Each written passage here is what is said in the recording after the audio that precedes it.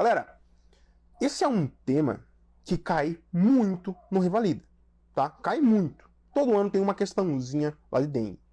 Mas quase sempre cai a mesma coisa, então não se preocupe muito quanto a isso. Mas não é só no Revalida que é importante isso aqui não.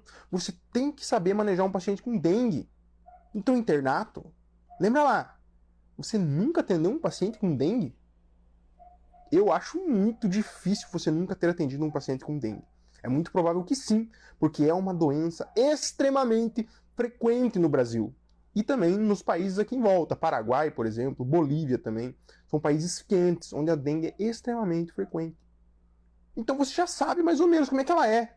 Primeira coisa que a gente falou de dengue, você tem que lembrar de febre.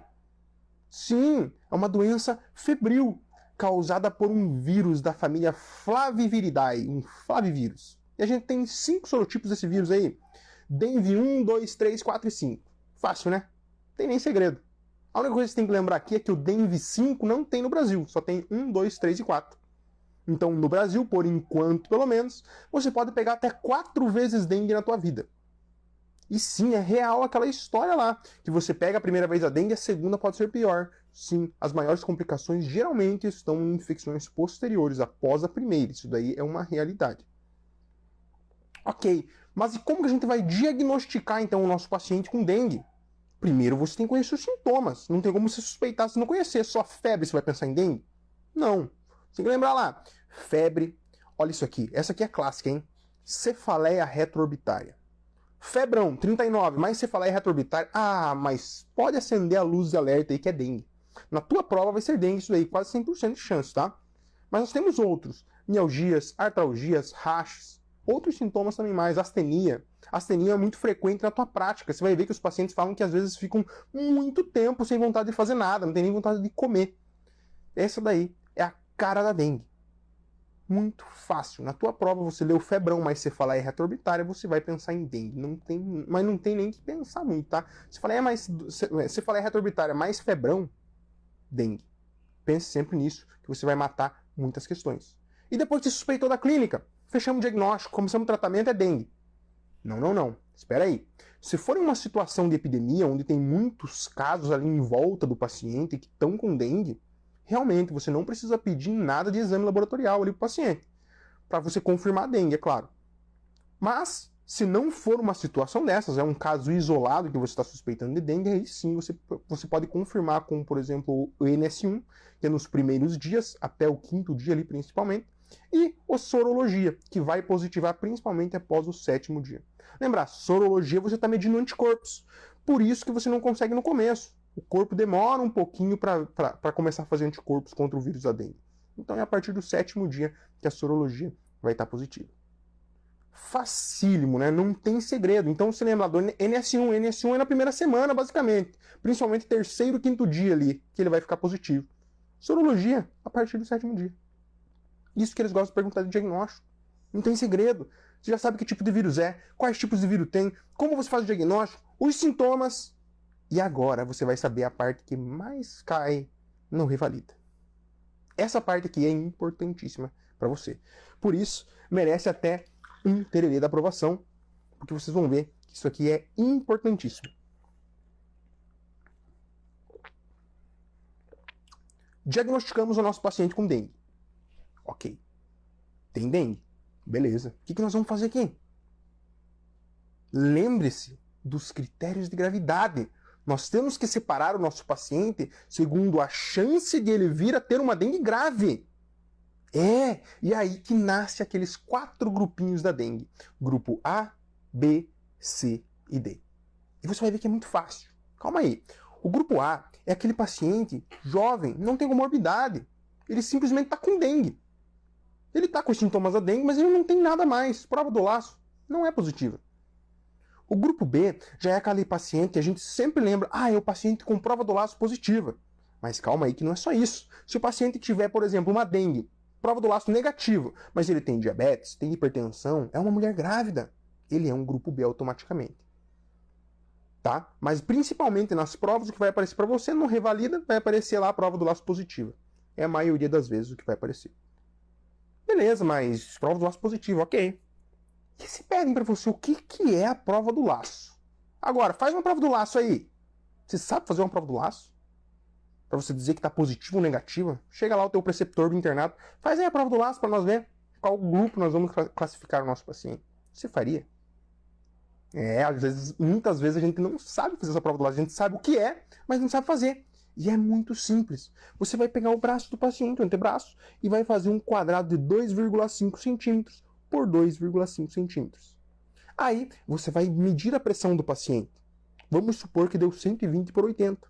Você vai pegar a pressão arterial média entre esses dois valores, e aí você vai insuflar o manguito até essa pressão arterial média. Vai manter esse manguito nesta pressão por 5 minutos. Retirou o manguito, deixa o sangue circular por pelo menos 2 minutos, e aí você vai contar quantas petequias tem dentro desse quadradinho de 2,5 por 2,5. Em adultos é considerado positivo quando nós temos mais de 20 petequias. Em crianças, mais de 10. Essa é a prova do laço. Outra coisa que não tem segredo e pode te ajudar, inclusive, na tua prova prática. Agora, quando nós partimos para o grupo C, esse é o que mais vai cair na tua prova, e você deve conhecer, que é o paciente com sinais de alarme. Esse paciente, ele está te avisando, eu vou complicar. Eu vou complicar. E como que ele te avisa isso? Você tem que lembrar que a dengue é uma doença que ela causa muito extravasamento de líquidos. O paciente perde muito líquido. Então você tem que ficar esperto com essas condições. Por exemplo, uma hemoconcentração vai ser mostrada por um hematócito nas alturas. Queda abrupta de plaquetas. Opa, está em risco de sangrar. Vamos ficar de olho. Paciente com dor abdominal que não passa. Paciente com uma hepatomegalia dolorosa. Opa, será que não tem sangue distendendo a cápsula de Gleason? Você está vendo como tudo tem lógica? Não é difícil, galera. Um paciente com vômitos persistentes que não são controlados. O paciente está desidratando cada vez mais. Então, sempre pense assim, um paciente com dengue que está com sinais assim que você fala, puxa vida, está extravasando líquido. Ou pode estar sangrando, melena. O paciente está com hematoquese. Esses tipos de pacientes a gente tem que ficar de olho. E a gente vai classificar eles como grupo C, que são os pacientes com sinais de alarme. E por último, o grupo D, eu já falei aqui dos pacientes que estão até com melena. Está no grupo C. E o grupo D o que é? Grupo D é o paciente chocado. Lembre-se assim, é o paciente com hipotensão. Você vai acertar a maioria das questões assim. Tá? Então fica muito fácil. Nós temos então, para ficar mais fácil ainda, a gente vai dividir lá. O grupo A seria o paciente leve. Não tem nada, não tem nem comorbidade. O grupo B é aquele paciente intermediário. Ele pode complicar ou pode não complicar. O grupo C já é um paciente grave. Ele está com sinais de alerta. E o grupo D é o paciente muito grave, ele está chocado. Esses são os grupos da dengue. E agora, a gente tem que saber como a gente vai tratar cada grupo. Lembrando, como a gente já dividiu, o paciente A vai ser mais leve. O paciente D ele vai estar muito mais grave, então o tratamento vai ser muito mais agressivo. Você tem que se lembrar disso na hora de fazer o teu tratamento. Porque quer ver lá, ó, grupo A, o que você vai fazer com esse paciente? Ele está com dengue, está com febre. Vamos internar. Não, né? O paciente está bem. Claro, não está bem porque está com dengue. Dengue acaba com a pessoa fica bem cansada, né? Mas ele está com dengue, ele não tem nenhum sinal de alerta, não tem nada, não tem prova do laço, não tem comorbidade. A gente vai mandar esse paciente para casa. Mas você tem que lembrar que a principal complicação é o quê? Extravasamento de líquido. O paciente perde muito líquido. Então, isso vai mandar para casa com orientações. E aqui ele deve fazer uma hidratação super importante, que é de 80 ml por quilo em 24 horas. Faz as contas aí com o teu peso para você ver quanto que dá. É bastante líquido. 1/3 disso você vai fazer como soro de reidratação oral e 2/3 como os líquidos que o paciente tem em casa. Água de coco, suco, água de tererê, por exemplo, tererezinho. Isso daí são os outros líquidos que o paciente tem em casa. Esse é o tratamento do grupo A. Vai para casa. Claro, sintomáticos, né? Relembrando aqui que você não utiliza AINES na dengue, principalmente o AS, porque tem o risco de ocorrer a síndrome de Rey. Então tome cuidado aí se a banca colocar AS para você. Você não vai utilizar isso daí na dengue. É sintomático, é paracetamol, dipirona, esses medicamentinhos aí, analgésicos simples aí. Ok, falamos do grupo A, agora vamos para o grupo B. Grupo B, qual que era o paciente do grupo B mesmo? Era aquele paciente que ele tinha prova do laço positiva ou tinha comorbidade. Esse paciente, o que a gente vai fazer? A gente vai falar, opa, Vamos dar uma olhada nisso aqui, né? Vai que ele quer complicar aqui pra frente, vai que aparece um sinal de alerta. Esse paciente, a gente segura ele no hospital. E aí a gente pede um hemograma para ele, para ver o hematócrito. E enquanto ele está no hospital, você vai hidratando esse paciente. Com a mesma fórmula que você usou para o paciente de casa, 80 ml por quilo por dia. Você vai hidratando ele. Saiu o resultado do hematócrito, aí você vai olhar o hematócrito. Olhou o hematócrito. É um homem, está maior do que 50%. Opa, está concentrado. Mulher, maior do que 44%. Está concentrado. Criança, maior do que 38% está concentrado. Então, se você encontrar em alguma desses fenótipos populacionais esse hematócrito concentrado, quer dizer o quê? Perdeu líquido. Esse paciente nós vamos segurar ele mais um pouco, então. E o que a gente vai fazer? A gente vai segurar esse paciente, vai pegar essa fórmula de 80 ml por quilo por dia, só que aí a gente vai fazer 1/3 desse volume total em 4 horas. Isso se o hematócrito estiver concentrado. Ele já ficou um tempo até sair o resultado do hematócrito, tá? Aí, a hora que saiu o resultado do hematócrito, vimos que está concentrado. Aí fazemos esse 80 ml por quilo por dia e fazemos 1/3 em 4 horas. Depois de 4 horas, a gente vai lá e reavalia esse paciente. E aí tem algumas possibilidades. O paciente melhorou, o hematócrito dele está bom. Vai para casa, é grupo A. Mas agora, opa. O paciente não melhorou. E agora? Aí ele vai ser classificado como grupo C. Lembra dos sinais de alerta? Hemoconcentração está entre um deles. Então ele já vai lá para o grupo C. Dentro do grupo C, lembra que nós já estamos falando de um paciente grave, tem sinais de alerta. Esse paciente deve receber hidratação endovenosa. E aqui a quantidade que a gente vai fazer é 20 ml por quilo em 1 hora. Hidratação endovenosa pode ser com um soro fisiológico 0,9%. Então faz os 20 ml por quilo por hora. Você vai fazer um hematócrito novamente nesse paciente em 2 horas. Reavaliação em 2 horas também. E vai ver como esse paciente vai se comportando. Quando você reidratar esse paciente, ele melhorar desses sintomas de sinais de gravidade, aí ele não vai embora não. Você tem que segurar ele no hospital. Então ele vai ficar um tempo lá internado, com soro de manutenção, com os cuidados básicos do hospital. Pelo menos 48 horas ali que ele tem que ficar controlado para você mandar ele de alta. Ok, nós temos paciente do grupo C que tem os sinais de alerta, mas e se o paciente chegar chocado? Pô, já estou fazendo hidratação parenteral, o que eu vou fazer agora? Intraóssea? Não! É hidratação parenteral do mesmo jeito. Só que aqui você vai fazer ela mais rápido. Aqui, em vez de ser 20 ml por quilo em 1 hora, vai ser 20 ml por quilo em 20 minutos. É aquela fórmula da expansão que você deve já ter aprendido em cirurgia. 20 ml por quilo em 20 minutos. Você vai expandindo até o paciente melhorar desse choque. Lembrando, esse paciente do grupo D geralmente são os que necessitam ir para UTI. São pacientes gravíssimos.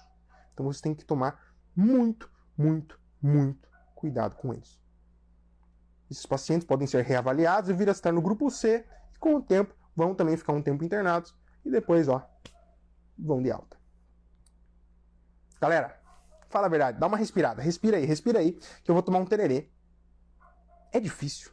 Dengue. Pessoal, se você pegar isso aqui que eu falei pra você, você vai acertar 90% das suas questões sobre dengue. E o que eu falei? Quanto tempo eu falei aqui? Não foi nem 20 minutos. Então esse é um tema que você tem que saber para a tua prova.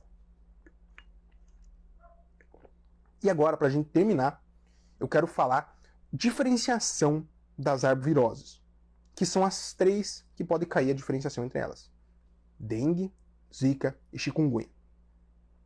A gente sabe que essas 3 arboviroses elas se comportam muito parecidas uma com a outra. Mas existem sintomas que sugerem mais uma do que outra. Por exemplo, a dengue, a gente já falou, é o febrão com cefaleia retroorbitária. Essa é a dengue. A chikungunya é aquele paciente que ele tem muita artralgia. Muita artralgia. É muita artralgia. Se falar artralgia intensa, é chikungunya. E ela é com febrão também, como a dengue. Então a dengue é o febrão com cefaleia. A chikungunya é o febrão com artralgia. E o zika? A zika, você tem que lembrar que tem a ver com microcefalia, que isso daí cai mais em questões de GO, né? Mas aqui o importante é você saber que não dá febre tão alta. Mas rash quase sempre está presente. e também a conjuntivite não purulenta é muito comum. Essas são as 3 diferenciações aí entre as principais arboviroses. Mas eu deixei por último a cereja do bolo. Eu esqueci de falar sobre uma coisa aqui da dengue. Uma coisa importantíssima para a tua prova prática, principalmente.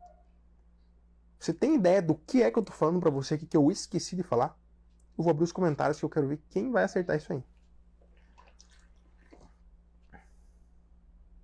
Boa noite, Mozart. Boa noite, Bianca.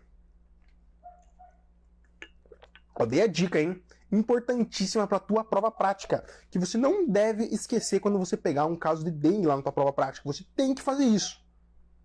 Isso é uma coisa que, pessoal, sempre conta ponto na prova prática, que você não deve esquecer. Não só com a dengue, mas na dengue é muito importante você fazer isso. Alguém tem ideia do que eu estou falando aí? A Bianca está afiada. Bianca está afiada, hein? Exatamente. Lembre-se, dengue é uma doença de notificação semanal. Notificação semanal é o quê? Até 7 dias.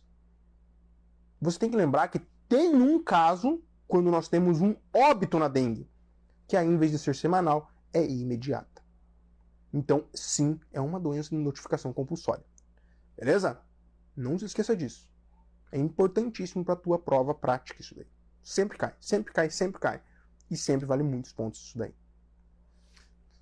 Galera, era isso sobre dengue. Não tem segredo, é uma matéria curta, fácil. Então não tem desculpa, hein? Você tem que conhecer essa matéria e você vai destruir no Revalida as questões de dengue. Porque é só isso que eles cobram. Eles cobram diferenciar os grupos e como que você vai tratar. É isso que cai no Revalida sobre dengue. Beleza? Ficou alguma dúvida? Aproveitem que eu vou tirar as dúvidas agora. Quando eu tomo o tererê da aprovação, porque eu estou suando já aqui, tá tão calor em Foz que o ar-condicionado não gela o quarto. É impressionante como tá quente aqui em Foz.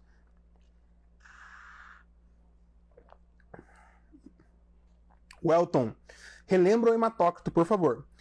Gente, o hematócrito, você tem que lembrar que é um exame onde a gente está avaliando principalmente se está hemoconcentrado ou não. Se ele perdeu muito líquido, vai estar concentrado, o hematócrito vai estar alto. Se ele não perdeu muito líquido, vai estar normal. E se tiver elevado, você tem que saber os valores. E eu acredito que é isso que você ficou em dúvida, né?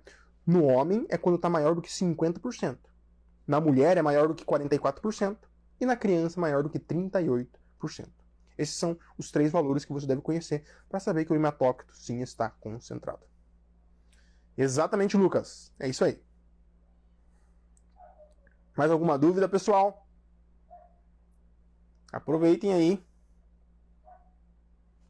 Que se eu souber, eu vou responder, né? Ninguém sabe de tudo. Eu já falei isso pra vocês. Não existe uma pessoa que saiba de tudo. Se eu não souber, eu vou falar que eu não sei.